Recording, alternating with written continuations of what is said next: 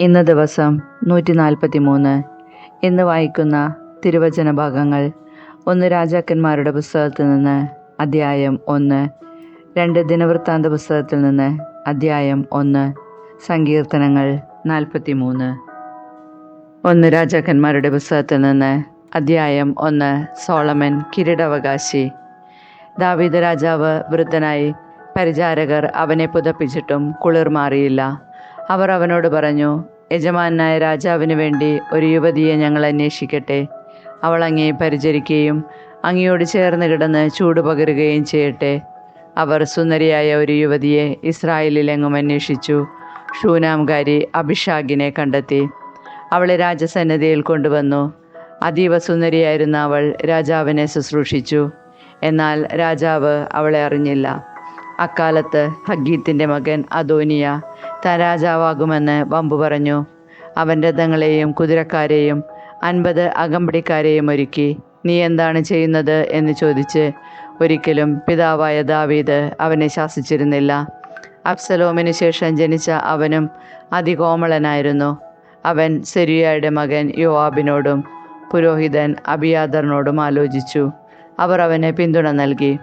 എന്നാൽ പുരോഹിതൻ സാദോക്ക്, യഹോയദായുടെ മകൻ ബെനായ, പ്രവാചകൻ നാഥാൻ, ഷിമെയി, റേയി എന്നിവരും ദാവീദിൻ്റെ അംഗരക്ഷകരായ ധീരയോദ്ധാക്കളും അവൻ്റെ പക്ഷത്ത് ചേർന്നില്ല. ഒരു ദിവസം അദോനിയ എൻറോഗൽ അരുവിയുടെ സമീപത്തുള്ള സൊലേഹത്ത് കല്ലിനരികെ ആടുകളെയും കാളക്കുട്ടികളെയും മെഴുത്ത കാലികളെയും ബലിയർപ്പിച്ചു. ബലിയോടനുബന്ധിച്ച വിരുന്ന് ദാവീദ് രാജാവിൻ്റെ പുത്രന്മാരായ എല്ലാ സഹോദരന്മാരെയും യൂദായിലെ എല്ലാ സേവകന്മാരെയും അവൻ ക്ഷണിച്ചിരുന്നു. എന്നാൽ പ്രവാചകൻ നാഥാൻ, ബെനായ, രാജാവിൻ്റെ അംഗരക്ഷകരായ യോദ്ധാക്കൾ, തൻ്റെ സഹോദരൻ സോളമൻ എന്നിവരെ അവൻ ക്ഷണിച്ചില്ല. സോളമൻ്റെ അമ്മ ബേത്ത്ശേബയോട് നാഥാൻ പറഞ്ഞു, നമ്മുടെ യജമാനായ ദാവീദ് അറിയാതെ ഹഗ്ഗീത്തിൻ്റെ മകൻ അദോനിയ രാജാവായിരിക്കുന്നുവെന്ന് നീ കേട്ടില്ലേ? നിൻ്റെയും നിൻ്റെ പുത്രൻ സോളമൻ്റെയും ജീവൻ രക്ഷിക്കാൻ എൻ്റെ ഉപദേശം സ്വീകരിക്കുക.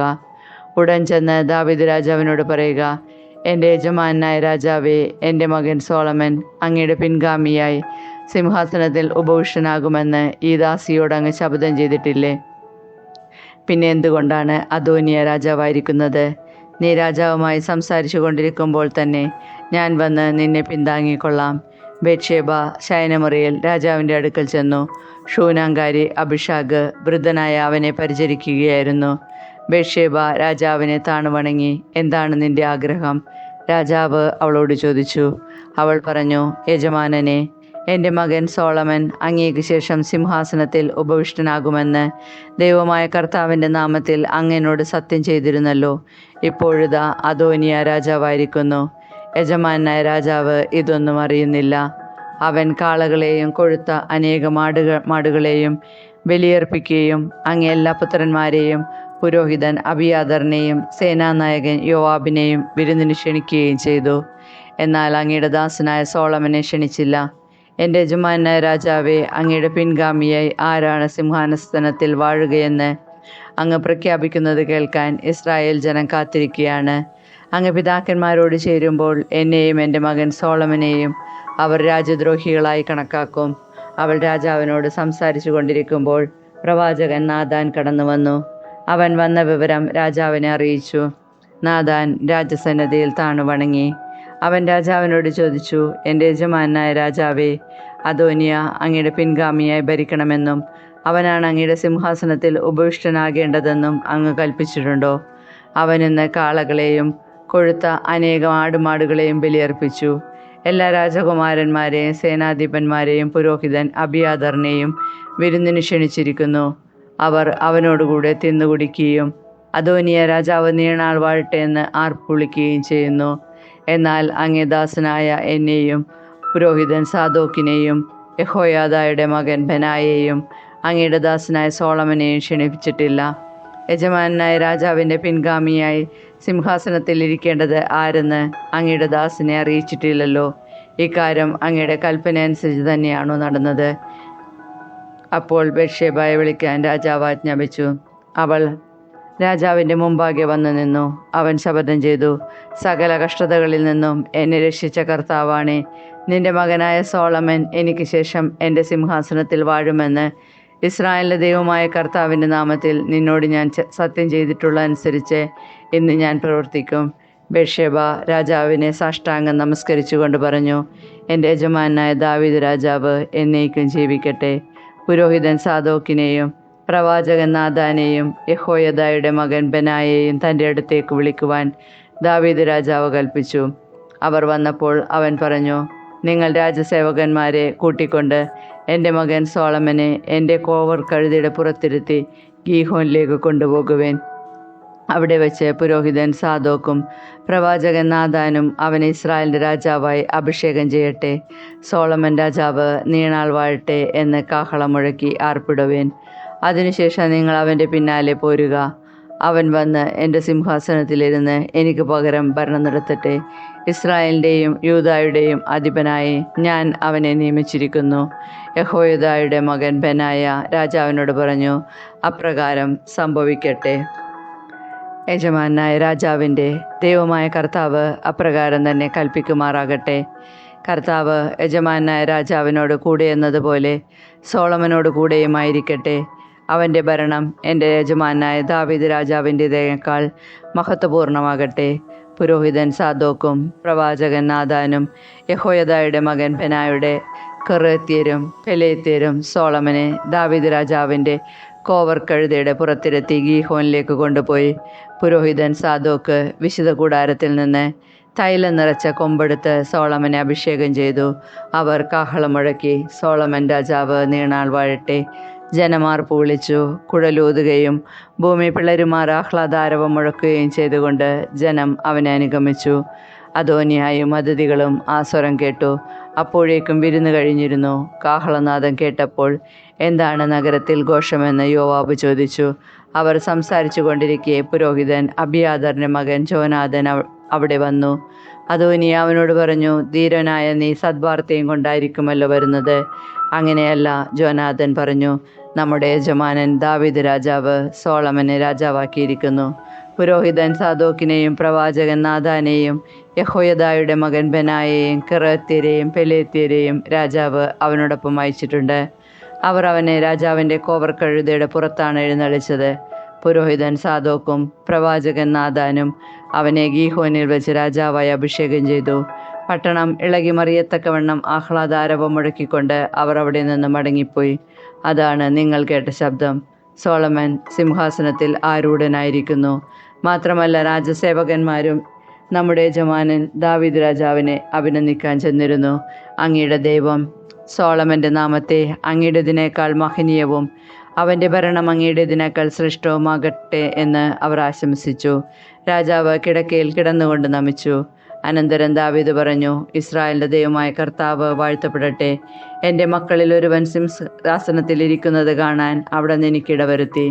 അപ്പോൾ അദോനിയായുടെ അതിഥികൾ ഭയന്നെഴുന്നേറ്റ് താന്തങ്ങളുടെ വഴിക്ക് പോയി.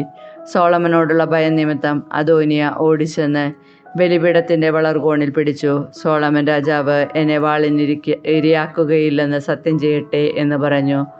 അദോനിയ തന്നെ ഭയന്ന് ബലിപീഠത്തിൻ്റെ വളർകോണിൽ പിടിച്ചുകൊണ്ട് നിൽക്കുന്നുവെന്ന് സോളമൻ അറിഞ്ഞു. അപ്പോൾ സോളമൻ പറഞ്ഞു, അവൻ വിശ്വസ്തനെങ്കിൽ അവൻ്റെ തലയിൽ നിന്ന് ഒരു രോമം പോലും വീഴുകയില്ല.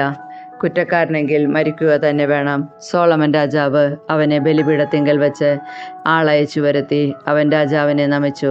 സോളമൻ അവനോട് വീട്ടിൽ പോയിക്കൊള്ളുക എന്ന് ആജ്ഞാപിച്ചു. 2 ദിനവൃത്താന്ത പുസ്തകത്തിൽ നിന്ന് അധ്യായം 1.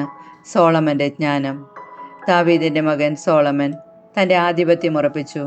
ദൈവമായ കർത്താവ് അവനോട് കൂടെ ഉണ്ടായിരുന്നു. അവിടുന്ന് അവന് പ്രതാപം നൽകി. സഹസ്രാധിപന്മാർ, ശതാധിപന്മാർ, ന്യായാധിപന്മാർ, കുടുംബത്തലവന്മാരായ നേതാക്കന്മാർ എന്നിവർ ഉൾപ്പെടെ ഇസ്രായേൽ ജനത്തോട് അവൻ സംസാരിച്ചു. അതിനുശേഷം അവൻ ജനത്തോടുകൂടെ ഗിബെയോനിലെ ആരാധന സ്ഥലത്തേക്ക് പോയി. കർത്താവിൻ്റെ ദാസനായ മോശ മരുഭൂമിയിൽ വെച്ച് നിർമ്മിച്ച ദൈവത്തിൻ്റെ സമാഗമ കൂടാരം അവിടെയായിരുന്നു. ദൈവത്തിൻ്റെ പേടകം ദാവീദ് കിരിയാത്ത് യാറീമിൽ നിന്ന് ജെറുസലേമിൽ സജ്ജമാക്കിയിരുന്ന കൂടാരത്തിലേക്ക് കൊണ്ടുവന്നിരുന്നു. ഹൂറിന്റെ പുത്രനായ ഊറിയുടെ പുത്രൻ ബസാലേൽ ഓടുകൊണ്ട് നിർമ്മിച്ച ബലിപീഠം ഗിബയോനിലെ സമാഗമ കൂടാരത്തിന് മുൻപിലുണ്ടായിരുന്നു. അവിടെ സോളമനും ജനവും കർത്താവിനെ ആരാധിച്ചു. സോളമൻ സമാഗമ കൂടാരത്തിന് മുൻപിലുള്ളതും ഓടുകൊണ്ട് നിർമ്മിച്ചതുമായ ബലിപീഠത്തെ സമീപിച്ച് 1000 ദഹനബലി അർപ്പിച്ചു. ആ രാത്രിയിൽ ദൈവം സോളമന് പ്രത്യക്ഷനായി അരുളി ചെയ്തു, നിനക്ക് എന്ത് വരമാണ് വേണ്ടത്, ചോദിച്ചു കൊള്ളുക. സോളമൻ പ്രതിവചിച്ചു, എൻ്റെ പിതാവായ ദാവീദിനെ അവിടുന്ന് അത്യധികം സ്നേഹിച്ചു. എന്നെ അവൻ്റെ പിൻഗാമിയും രാജാവുമായി നിയമിക്കുകയും ചെയ്തു. ദൈവമായ കർത്താവെ, എൻ്റെ പിതാവിനോട് ചെയ്ത വാഗ്ദാനം നിറവേറ്റണമേ. ഭൂമിയിലെ പൊടി പോലെ അസംഖ്യമായി ഈ ജനത്തെ ഭരിക്കാൻ എന്നെ അവിടുന്ന് രാജാവാക്കിയല്ലോ. ഈ ജനത്തെ നയിക്കാൻ ജ്ഞാനവും വിവേകവും എനിക്ക് നൽകണമേ. അവയില്ലാതെ അവിടുത്തെ ഈ വലിയ ജനതയെ ഭരിക്കാൻ ആർക്ക് കഴിയും? ദൈവം സോളമൻ ഉത്തരമരുളി, കൊള്ളാം. സമ്പത്തോ ധനമോ പ്രശസ്തിയോ ശത്രുനിഗ്രഹമോ ദീർഘായുസ് പോലുമോ നീ ചോദിച്ചില്ല. ഞാൻ നിന്നെ രാജാവാക്കി നിനക്ക് അധീനമാക്കിയിരിക്കുന്ന എൻ്റെ ജനത്തെ ഭരിക്കാൻ ജ്ഞാനവും വിവേകവും നീ ചോദിച്ചു. ഞാൻ നിനക്ക് ജ്ഞാനവും വിവേകവും നൽകുന്നു. കൂടാതെ നിന്റെ മുൻഗാമികളോ പിൻഗാമികളോ ആയ രാജാക്കന്മാരിൽ ആർക്കും ലഭിച്ചിട്ടില്ലാത്ത സമ്പത്തും ധനവും പ്രശസ്തിയും ഞാൻ നിനക്ക് നൽകും. സോളമന്റെ സമ്പത്ത്. സോളമൻ ഗിബയോനിലെ ആരാധന സ്ഥലത്തെ സമാഗമ കൂടാരത്തിങ്കൽ നിന്ന് ജെറുസലേമിലേക്ക് തിരികെ പോയി. അവിടെ അവൻ ഇസ്രായേലിനെ ഭരിച്ചു. സോളമൻ 1400 രഥങ്ങളും 12000 പേരുടെ കുതിരപ്പട്ടാളവും ശേഖരിച്ചു. അവരെ തൻ്റെ ആസ്ഥാനമായ ജെറുസലേമിലും രഥങ്ങൾ സൂക്ഷിച്ചിരുന്ന നഗരങ്ങളിലും നിർത്തി. സോളമന്റെ കാലത്ത് വെള്ളിയും പൊന്നും കല്ലുപോലെയും ദേവദാരു ഷെഫേല താഴ്വരയിലെ അത്തിപോലെയും സുലഭമായിരുന്നു. രാജാവ് കുതിരകളെയും രഥങ്ങളെയും ഈജിപ്തിൽ നിന്നും കുവയിൽ നിന്നുമാണ് ഇറക്കുമതി ചെയ്തിരുന്നത്. കുവയിൽ നിന്നും അവയെ വില കൊടുത്ത് ഏറ്റുവാങ്ങി. രഥമൊന്നിന് 600 ഷെക്കൽ വെള്ളിയും കുതിരയൊന്നിന് 150 ഷെക്കൽ വെള്ളിയുമാണ് ഈജിപ്തിലെ വില. ഇതുപോലെ അവർ ഹിത്യ രാജാക്കന്മാർക്കും സിറിയ രാജാക്കന്മാർക്കും ഇവ കയറ്റി അയച്ചിരുന്നു. സങ്കീർത്തനങ്ങൾ 43. വെളിച്ചമേ നയിച്ചാലും. ദൈവമേ, എനിക്ക് നീതി നടത്തി തരണമേ. അധർമ്മികൾക്കെതിരെ എനിക്ക് വേണ്ടി വാദിക്കണമേ. വഞ്ചകരും നീതിരഹിതരുമായവരിൽ നിന്ന് എന്നെ മോചിപ്പിക്കണമേ. ദൈവമേ, ഞാൻ അഭയം തേടിയിരിക്കുന്നത് അങ്ങയിലാണല്ലോ. അങ്ങ് എന്നെ പുറന്തള്ളിയത് എന്തുകൊണ്ട്? ശത്രുവിൻ്റെ പീഡനം മൂലം എനിക്ക് വിലപിക്കേണ്ടി വന്നത് എന്തുകൊണ്ട്? അങ്ങയുടെ പ്രകാശവും സത്യവും അയക്കണമേ. അവ എന്നെ നയിക്കട്ടെ. അവിടുത്തെ വിശുദ്ധഗിരിയിലേക്കും നിവാസത്തിലേക്കും അവ എന്നെ നയിക്കട്ടെ. അപ്പോൾ ഞാൻ ദൈവത്തിൻ്റെ ബലിപീഠത്തിങ്കിലേക്ക് ചെല്ലും, എൻ്റെ പരമാനന്ദമായ ദൈവത്തിങ്കിലേക്ക് തന്നെ. ദൈവമേ, എൻ്റെ ദൈവമേ, കിന്നരം കൊണ്ട് അങ്ങയെ ഞാൻ സ്തുതിക്കും. എൻ്റെ ആത്മാവേ, നീ എന്തിനു വിഷാദിക്കുന്നു? നീ എന്തിനു നെടുവേർപ്പെടുന്നു? ദൈവത്തിൽ പ്രത്യാശ വയ്ക്കുക. എൻ്റെ സഹായവും ദൈവവുമായ അവിടുത്തെ ഞാൻ വീണ്ടും പുകഴ്ത്തും.